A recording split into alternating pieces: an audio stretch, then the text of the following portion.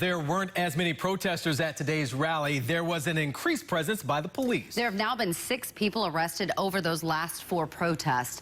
CBS 17's Holden Krowicki spoke with both sides of the debate to find out why they believe so many people decided to stay home.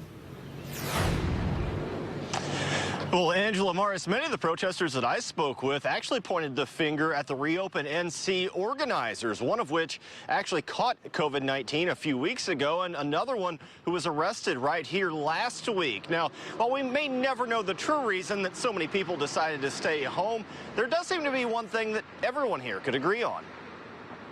This isn't right versus left, it's just right versus wrong. 1 week after the crowd looked like this, we're resilient. There are barely enough people to pack a parking lot, and everyone has their theory as to why. Rain. I almost didn't come because of rain. If I had lost my business, I wouldn't be worrying about protesting right now. I'd be worried about feeding my family. I'd be worried about getting a new job. It's a good sign that people are staying home and taking it seriously, and we can start open responsibly in a couple weeks. As many counties allow their stay-at-home orders to expire, the debate is shifted towards the best way to reopen North Carolina. We're all tired of being quarantined, but we do need to take that phased approach. I'm still trying to figure out what stage of their plan takes us back to the old normal. Let's reopen, period.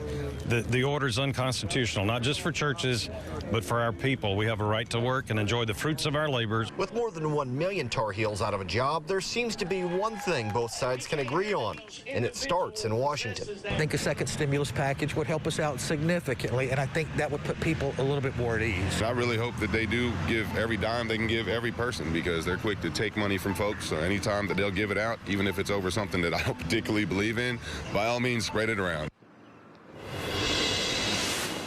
Now, at this point, it's unclear if Congress will even consider a second stimulus package. You may recall that over the weekend, Governor Cooper signed 2 bills that allocated more than $1 billion in federal funding here in North Carolina.